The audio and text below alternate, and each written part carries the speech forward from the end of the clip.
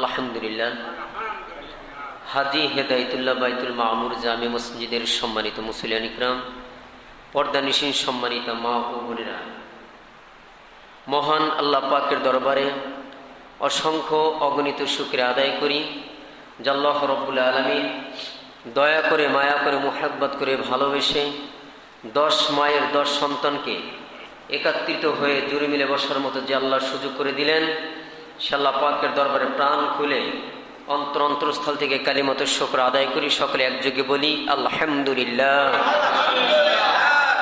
মহান রবের দরবারে আরও শুকর গুজার করি যে আল্লাহ রব্বুল আলামিন আমাদেরকে, এই মাসটি হচ্ছে জিলহজ মাসের আজকে শেষ জুমা।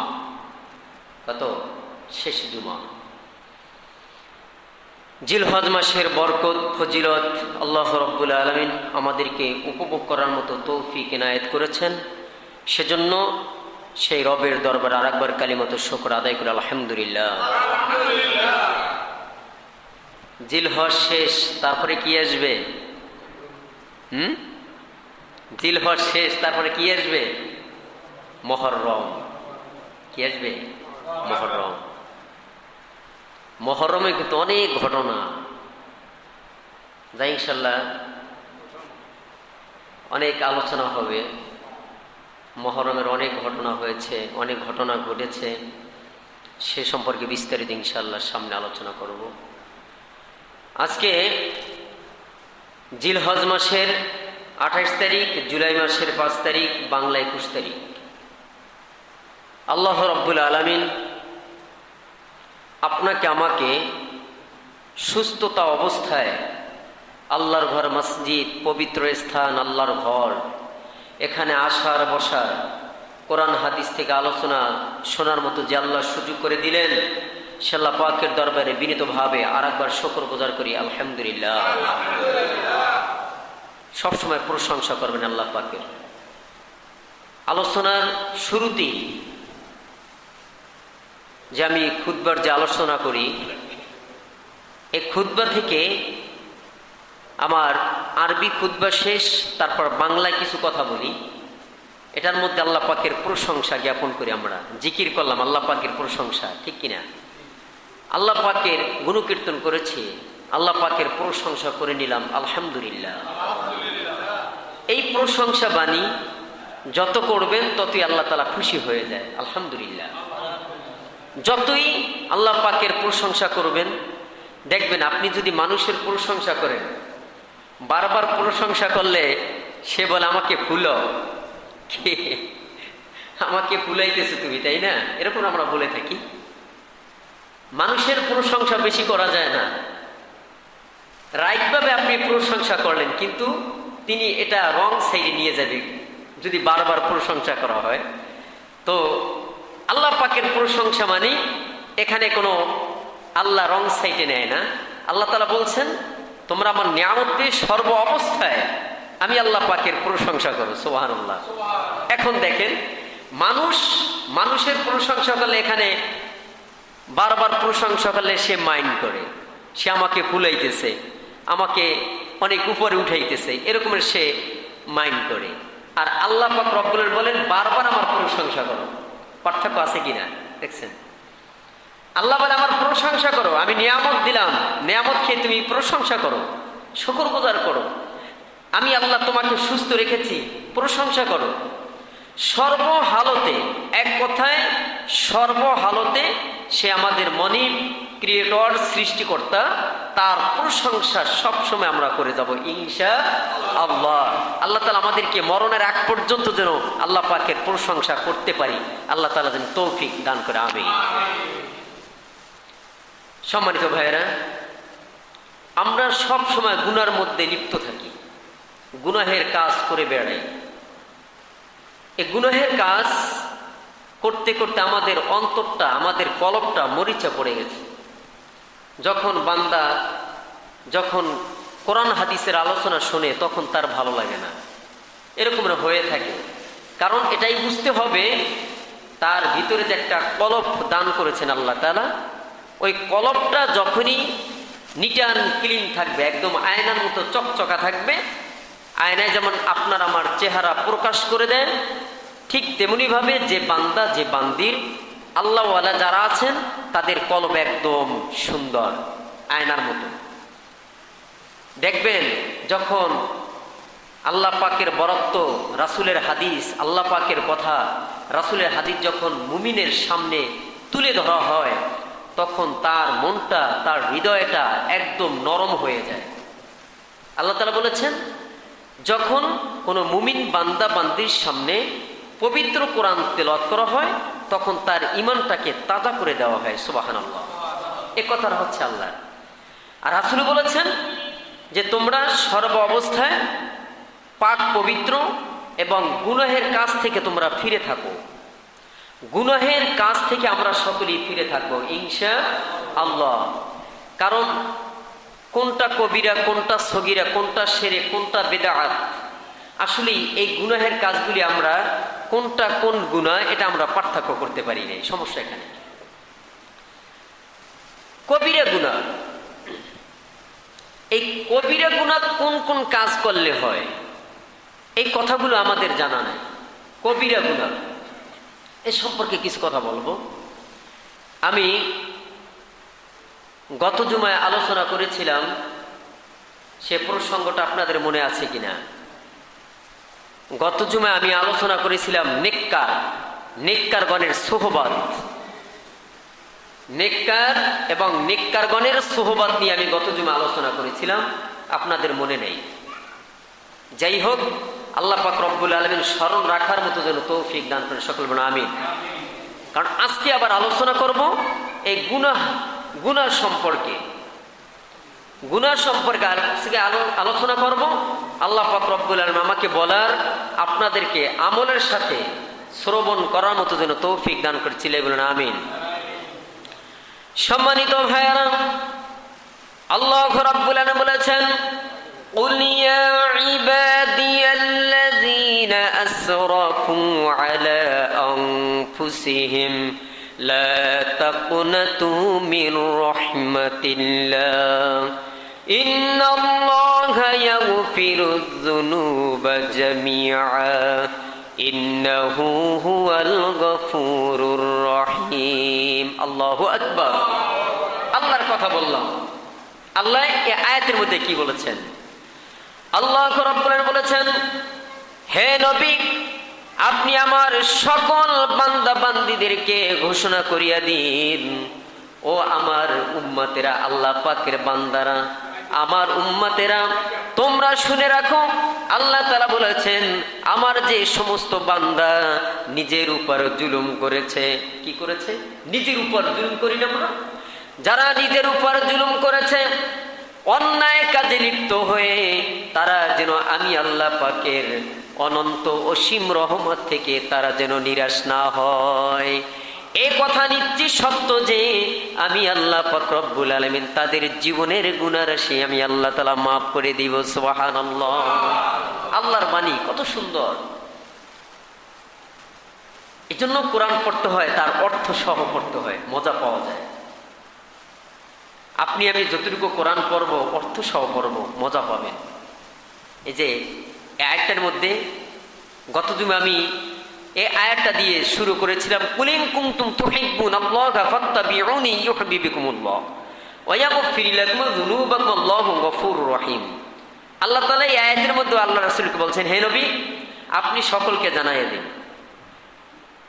তোমরা যদি আল্লাহ তাআলাকে ভালোবাসার দাবি করো, আল্লাহ তাআলাকে মুহাব্বত করতে চাও, ভালোবাসতে চাও, তবে আমি নবীর অনুকরণ করো, তাহলে আল্লাহ তাআলা তোমাদের জীবনের গুনাহ সেই মাফ করে দিবেন। সুবহানাল্লাহ। আবার এই আজকের আয়াতের মধ্যেও আল্লাহ তাআলা বলেছেন, যারা নিজের উপর জুলুম করেছো, নিজের উপর অত্যাচার করেছো, জুলুম করেছো, তোমরা নিরাশ হয়ো না, আমার রহমত থেকে তোমরা নিরাশ হয়ো না, অতএব আমি তোমাদেরকে মাফ করে দিব যদি খাঁটি দিলে তওবা করতে পারো। তওবার মতো তওবা যদি করতে পারো, আমি আল্লাহ তাআলা তোমাদের জীবনের গুনাহ রাশি মাফ করে দেব। চিল্লাইয়া বলুন সুবহানাল্লাহ। এখন ভাইয়েরা, কত অন্যায় করছি, কত অপরাধ করছি, কত পাপাচার করে যাচ্ছি এই জমিনের উপরে, কোনো হিসাব নাই। হিসাব আছে? হিসাব নাই।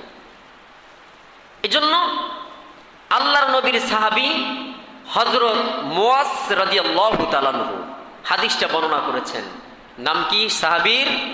হযরত মুয়াজ রাদিয়াল্লাহু তাআলা আনহু হাদিসটা বর্ণনা করেছেন। তিনি বলতেছেন, আল্লাহর নবী আমাকে 10টা উপদেশ দিয়েছেন। কয়টা?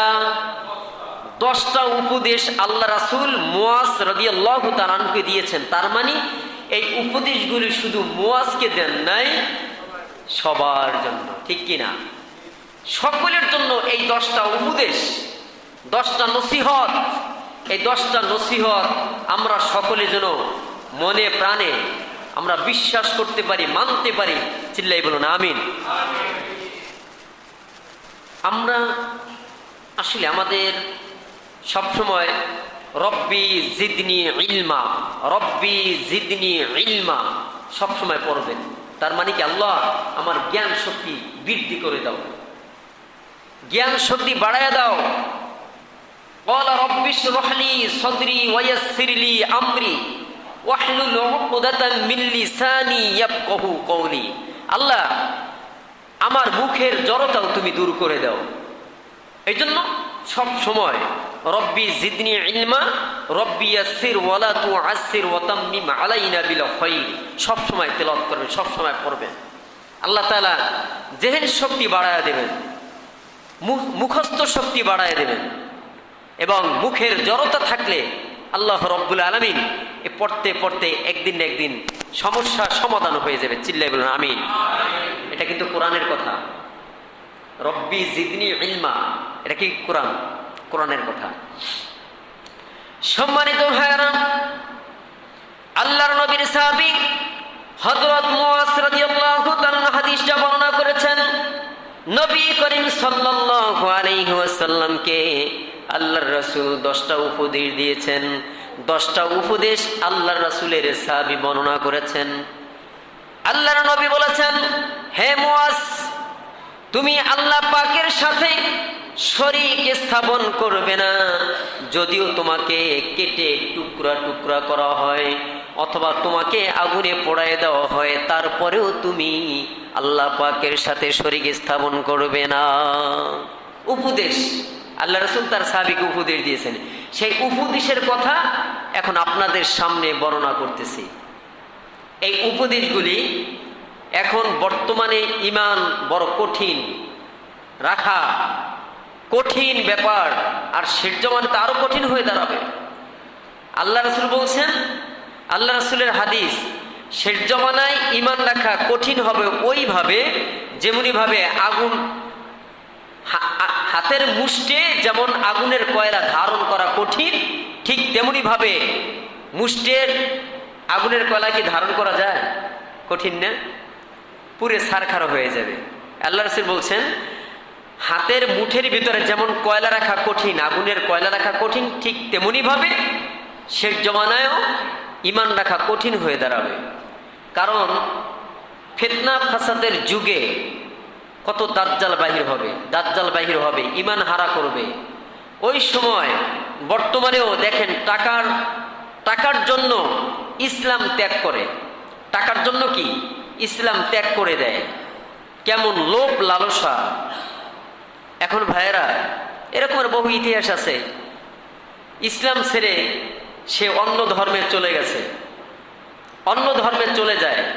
কিন্তু ভাইয়েরা, বন্ধুরা আমার, ইসলাম হচ্ছে একটা কমপ্লিট কোড অফ লাইফ। প্রত্যেকটা মানুষের জন্য একটা কমপ্লিট জীবন বিধান ইসলাম। এই ইসলাম যে ধারণ করেছে, এই ইসলামকে যে লালন করেছে, সে দুনিয়াতেও শান্তি এবং পরকালে তার জন্য একটা মুক্তির ব্যবস্থা করে দিবেন। চিল্লায়ে বলুন সুবহানাল্লাহ। এখন প্রথম উপদেশ হচ্ছে, তুমি আল্লাহ পাকের সাথে শরীক স্থাপন করবে না। আল্লাহর সাথে শরীক করা যাবে? শিরক করা যাবে না। আল্লাহ এক, তার কোনো মাবুদ নাই, তিনি এক এবং একক। লা ইলাহা ইল্লাল্লাহু মুহাম্মাদুর রাসূলুল্লাহ সাল্লাল্লাহু আলাইহি ওয়াসাল্লাম আল্লাহ পাকের বান্দা এবং রাসূল। এটা আমাদের মনে প্রাণে বিশ্বাসে স্থাপন করতে হবে। নাম্বার 2, আল্লাহর নবী বলেছেন, হে মুয়াজ, তুমি তোমার পিতা মাতার অবাধ্য হবে না। পিতা মাতার সাথে বেয়াদবি করবে না, পিতা মাতার অবাধ্য হবে না, যদিও তারা তোমার পরিবার থেকে অথবা তোমার অর্থ সম্পদ থেকে তোমাকে বঞ্চিত করে দেয়, তারপরেও পিতা মাতার সাথে কশ্চিনকালেও বেয়াদবি করা চলবে না। সুবহানাল্লাহ। সব কথা পয়েন্টগুলো মনে রাখবেন, আমি স্পষ্ট ভাষায় আপনাদেরকে বলছি, কথাগুলো মনে রাখবেন। এখন আল্লাহ রাসূল তার সাহাবীকে যেই উপদেশটা দিলেন, নাম্বার 2, তুমি পিতামাতার সাথে পিতামাতার অবাধ্য হবে না। এখন এ সন্তান বর্তমানে কম না বেশি? বেশি। মানে যে আনুগত্য করার সন্তান খুব কম পাবেন। দেখবেন আপনার 5টা সন্তান, 3টা সন্তান আপনি সমানভাবে ভাগ করে দেন নাই, কি যে অবস্থাটা হবে একমাত্র ওই পিতামাতাই বুঝে অবস্থাটা কি হয়। আর এমন সন্তান খুব কম পাবেন যে 5 ভাইয়ের মধ্যে 4 ভাইকে আমার বাবা অর্থ সম্পদ বন্টন করে দিয়েছে, আমি ছোট ছেলে, আমাকে বাবা কিছুই দেয় নাই, আমি মনে প্রাণে স্থির হয়ে আমি বাবার উপর সন্তুষ্ট। এরকমের সন্তান কয়জন পাবেন? পাবেন না। কারণ অর্থ সম্পদের মোহে, অর্থ সম্পদের লালসায় সবকিছু অন্ধ হয়ে গেছে আমাদের। কারণ কোনটা হাদিস, কোনটা সঠিক, কোনটা ব্যাঠিক, এটা এখন পার্থক্য করার জ্ঞান আমাদের নাই। যথেষ্ট পরিমাণ জ্ঞান আছে, কিন্তু এটা পার্থক্য করার জ্ঞান আমাদের নাই। নাম্বার 2। এখন নাম্বার 3-এ আল্লাহ রাসূল কি বলেছেন মুয়াজকে? আল্লাহ রাসূল বলেছেন, হে মুয়াজ, তুমি ইচ্ছাকৃতভাবে ফরজ নামাজ তরক করবে না, নামাজ তরক করবে না। যে বান্দা বান্দি ইচ্ছাকৃতভাবে ফরজ নামাজ তরক করলো, ওই বান্দার উপর আল্লাহ পাকের কোনো দায় দায়িত্ব থাকে না। বলেন নাউজুবিল্লাহ। এটা ভালো কথা না? আল্লাহ পাকের ওই বান্দার উপর কোনো দায় দায়িত্ব নেই। অথচ বালা মুসিবত, বিপদ আপদ, রোগ শোক সবই আল্লাহ পাকের পক্ষ থেকে আসে। যখন বান্দা বান্দি নামাজ থেকে ফিরে থাকবে, নামাজ পড়বে না, তখন আল্লাহ পাকের ওই বান্দার উপর কোনো দায় দায়িত্ব নেই। আর যে বান্দা বান্দি আল্লাহ পাকের হুকুম পুরো করবে, আল্লাহ পাকের হুকুম মতো চলবে, 5 ওয়াক্ত নামাজ পড়বে, তবে আল্লাহ পাকের ওই বান্দার উপর কি আছে? হেফাজতে রাখবেন আল্লাহ তাআলা। ওই বান্দা বান্দিকে আল্লাহ তাআলা হেফাজতে রাখবেন। সুবহানাল্লাহ। আর যারা নামাজ পড়বে না, ওই বান্দার উপর কি? আল্লাহ পাকের কোনো দায় দায়িত্ব নেই। তুমি খুশি যা করো, কিন্তু পরকালে আসো, তোমার জন্য কি রাখছি আমি। আল্লাহ তাআলা ওইটা ওয়েট করতেছেন। আর আল্লাহ যদি তার রহমতে, কারণ আজকের গুনাহের কাজ আমরা করি, আল্লাহ তাআলা এই আয়াতের মধ্যে বলছেন, তোমরা আমার রহমত থেকে নিরাশ হয়ো না, আমার রহমত থেকে নিরাশ হয়ো না। আশা এবং ভয়ের মাঝখানে ঈমান নিহিত, ঈমান আছে। আমার ভাইয়েরা, বন্ধুরা আমার, হযরত ওমর রাদিয়াল্লাহু তাআলা একটি হাদিস বর্ণনা করেছেন। হযরত ওমর রাদিয়াল্লাহু তাআলা জাহান্নামকে কেমন ভয় পাইতেন, আবার জান্নাতেরও আশা করতেন। হযরত ওমর রাদিয়াল্লাহু তাআলা বলতেন যে পৃথিবীর সমস্ত মানুষকে আল্লাহ পাক রব্বুল আলামিন জান্নাত দান করবেন, আর একটা মানুষকে জাহান্নামে নিক্ষেপ করবেন, হয়তোবা সেই লোকটা হলো আমি ওমর। ভয় করছে। কি করেছে? ভয় করেছে। আবার বলল, পৃথিবীর সব মানুষকে আল্লাহ রাব্বুল আলামিন জাহান্নামে নিক্ষেপ করবেন, আর একটা মানুষকে আল্লাহ তাআলা জান্নাত দান করবেন, সেই লোকটাও মনে হয় আমি ওমর। সুবহানাল্লাহ। আশাও করেছে, ভয়ও করেছে। আশা এবং ভয়ের মাঝখানে ঈমান। ঈমান। এখন বলবেন, নামাজ না পড়লে কি হবে, আমার ঈমান ঠিক আছে? কি বেয়াকুবের মতো কথাবার্তা, যে নামাজ না পড়লে কি হবে, আমার ঈমান ঠিক আছে। এরকমের কথা শুনেন না আপনারা? আমি শুনেছি। কে নামাজ কি পড়বো, কবরে চিনতেই বাঁচি না। কত বড় চিন্তা করছেন! নামাজ কি পড়বো, যে কবরে চিন্তায় উনি বাঁচতেছে না, কি নামাজ পড়বে? কেমন আল্লাহ আল্লাহ লোক! চিন্তা করছেন? আল্লাহ আল্লাহ লোক না? খুব আল্লাহ আল্লাহ লোক। নামাজ না পড়ে কবরের চিন্তা করে, ব্যাকুল। আল্লাহ পাক রব্বুল আলামিন এই সমস্ত মানুষকে আল্লাহ তাআলা যেন হেদায়েত দান করে, চিল্লাবেন আমিন। কারণ হেদায়েতের মালিক কে? আল্লাহ, আল্লাহ আল্লাহ রাসূলের কথা, আল্লাহ তার রাসূলকে বলছেন হে রাসূল দাওয়াত দিতে থাকেন, দাওয়াত দেন। কে কালেমা গ্রহণ করবে, কে ঈমান আনবে, কে হেদায়েতের সুশীতল ছায়াতলের স্থান গ্রহণ করবে, কে আসবে না, এটা আমি আল্লাহ তাআলা জানি। নবী আপনি দাওয়াত দেন, দাওয়াতের কাজ করেন। সেই নবীওয়ালা কাজগুলি আমরা করতেছি। কারণ কোরআন হাদিসের আলোচনা শোনার পরে যারা ইসলামের সুশীতল ছায়াতলে স্থান গ্রহণ করবে তারাই কামিয়াব হয়ে যাবে। আর যারা এই কথাগুলোকে, এই হাদিস কোরআনকে যারা অ্যাবাউট করে চলবে, তাদের অবস্থা কি ভালো হবে না খারাপ হবে? তাদের অবস্থা খারাপ হয়ে যাবে। ভাইয়ের আমার, 3 নম্বরে বলেছেন নামাজ পড়ার জন্য ইচ্ছাকৃতভাবে নামাজ ত্যাগ করা যাবে না, ইচ্ছাকৃতভাবে নামাজ ত্যাগ করা যাবে না। আর যে বান্দা বান্দি ইচ্ছাকৃতভাবে নামাজ ত্যাগ করবে, ওই বান্দা বান্দির উপরে আল্লাহ পাকের কোনো দায় দায়িত্ব থাকবে না। নাম্বার 4, আল্লাহর নবী বলেছেন তুমি মদ পান করবে না, তুমি মদ পান করবে না। কারণ মদ পান করা হলো সমস্ত পাপের মূল উৎস, হলো এই মদ পান করা। দেখবেন যারা কিছু বকাটে লোক আছে, তারা মদ পান করে, নেশা দ্রব্য পান করে, তারা মাতলামি করে কিনা, মাতলামি করে তারা গুনাহের কাজে লিপ্ত হয়ে যায়। এদেরকে এই কথাটাই আল্লাহ রাসূল তার মুয়াজ রাদিয়াল্লাহু তাআলা আনহুকে সতর্ক করে দিলেন, মদ পান করা যাবে না। মদ হচ্ছে সমস্ত পাপের মূল উৎস। মদ পান করে সে স্থির থাকতে পারে না, সে গুনাহের কাজে অটোমেটিকলি লিপ্ত হয়ে যায়। বলেন নাউজুবিল্লাহ। আল্লাহ তাআলা এমন বান্দাদের সংস্পর্শ থেকে আল্লাহ তাআলা যেন আমাদেরকে ফিরিয়ে থাকার মতো যেন তৌফিক দান করে, সকল বলেন আমিন। আমরা যেন ভালো ভালো মানুষের সাথে সঙ্গ দিতে পারি, ভালো ভালো মানুষদেরকে যেন আমরা বন্ধুত্ব রূপে গ্রহণ করতে পারি।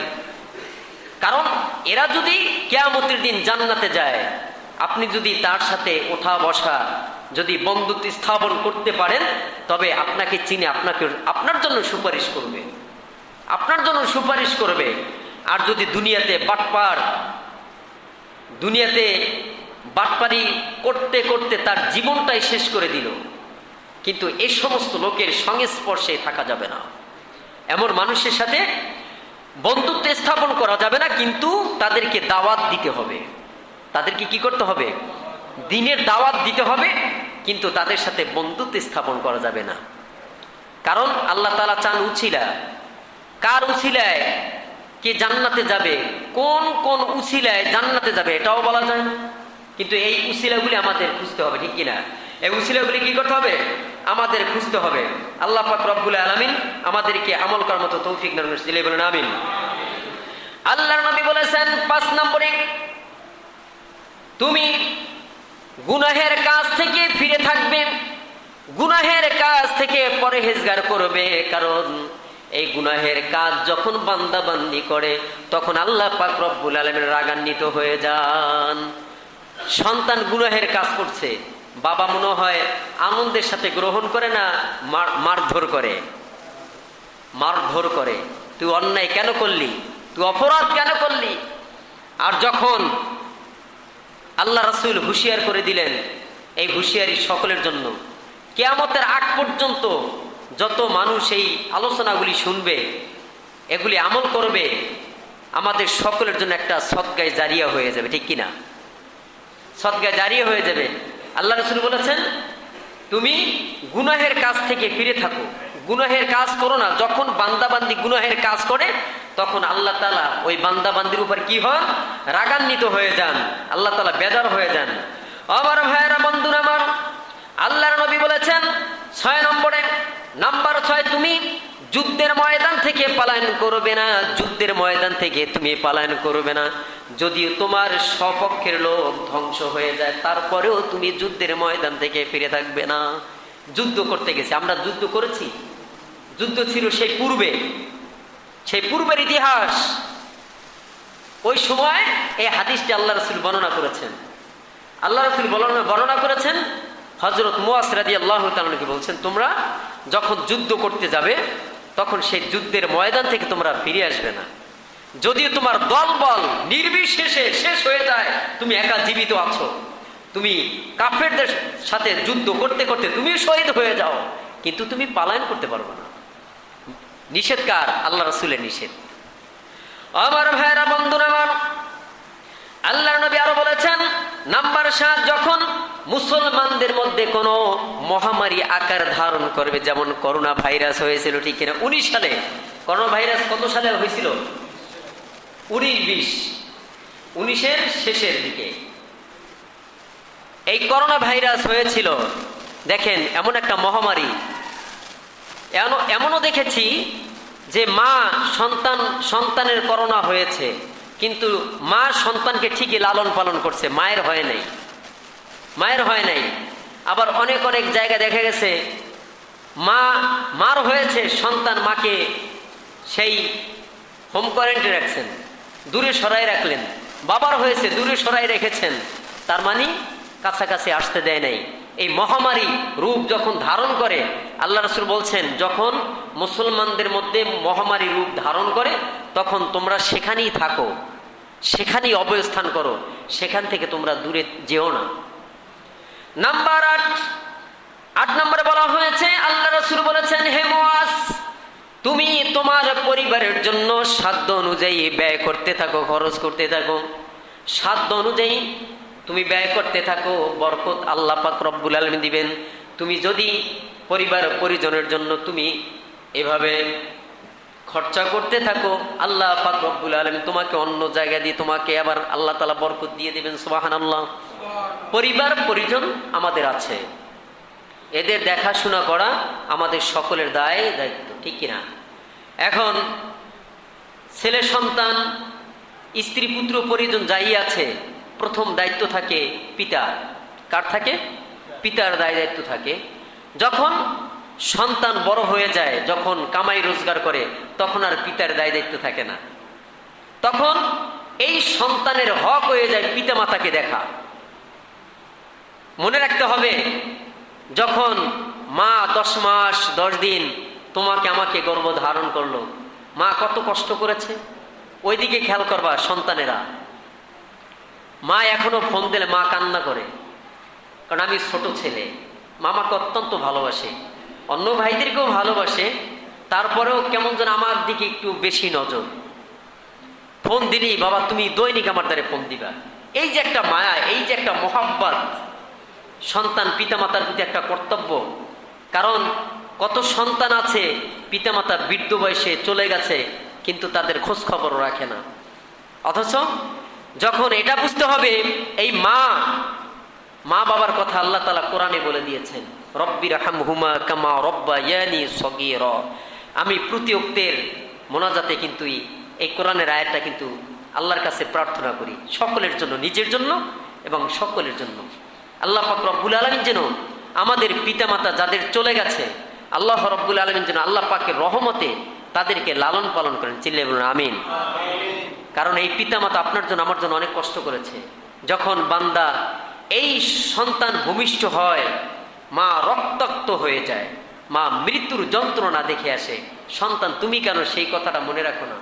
মা তোমার জন্য কত কষ্ট করেছে, 10 মাস 10 দিন গর্ভে ধারণ করলো, তারপরে তুমি যখন ছোট ছিলে তোমার জন্য কত কষ্ট করেছে মা। ওইদিকে যদি লক্ষ্য রাখে সন্তান, পিতামাতার মনে কষ্ট দেওয়া চলে না, পিতামাতার মনে কষ্ট দিতে পারে না। এই জন্য যুবকেরা পিতামাতাকে নিজের জীবনের চাইতেও বেশি মোহাব্বত করতে, ভালোবাসতে হবে, পিতামাতার কদর করতে হবে, ঠিক কিনা? এখন যে পরিবার পরিজনের জন্য কি করতে হবে? খরচ করতে হবে। পরিবার পরিজনের জন্য কি করতে হবে? খরচ করতে হবে। খরচ করে আল্লাহ পাক রব্বুল আলামিন আপনার জন্য আমার জন্য রিজিক বাড়ায়া দেবেন। আজকে সন্তান বিবাহের উপযুক্ত হয়ে গেছে, বাবা দেখেও দেখে না, এমন ইতিহাস আমি দেখেছি।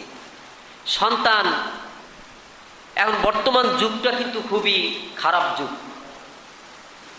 আগের সেই যুগ নেই, আগের সেই সময় সবই ঠিক আছে, কিন্তু কালচারটা উলটপালট হয়ে গেছে।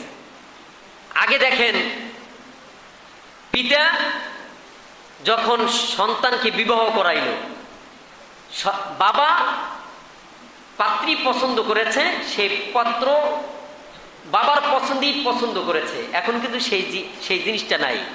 এখন সন্তান কি দেখবে, কিন্তু এটাই নিয়ম, ছেলে মেয়েকে দেখবে পছন্দ, কারণ সে সংসার করবে, সংসার জীবনে তার যদি পছন্দ না হয় সমস্যা ঘটবে কি ঘটবে না, অবশ্যই ঘটে যাবে। এজন্য যে পরিবার পরিজনদের জন্য খোঁজ খবর রাখতে হবে। সন্তান বিয়ার লাখ হয়ে গেল, বিয়ার উপযুক্ত হয়ে গেছে, বাবা দেখেও দেখে না, এই সন্তান যদি কোনো অপকর্ম করে বসে, টোটালটাই দায়ভার কে নিবে? পিতা নিবে। যখন সন্তান বয়সপ্রাপ্ত হয়ে যায়, আমরা অতি দ্রুত গতিতে বিবাহ শাদীর ব্যবস্থা করে দিব।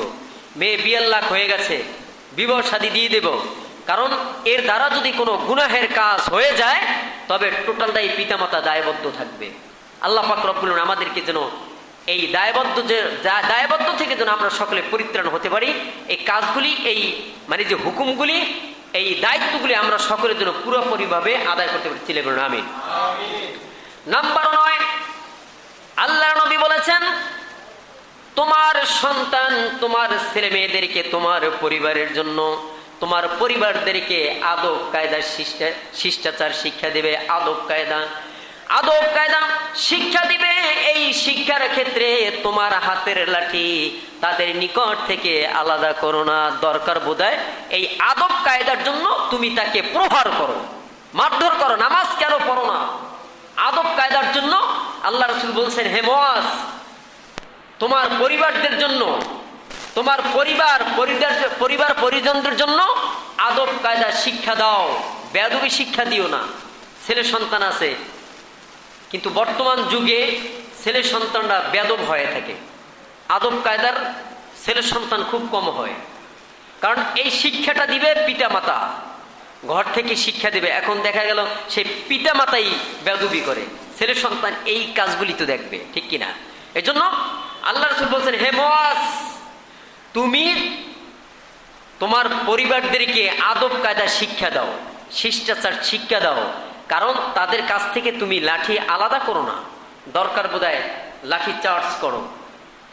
আপনার সন্তান নামাজ পড়ে না কেন? পড়ে না কেন এটা আপনি কখনো জিজ্ঞেস করেন নাই, আমি জিজ্ঞাসা করি নাই। এই দায়িত্ব কার? আমার।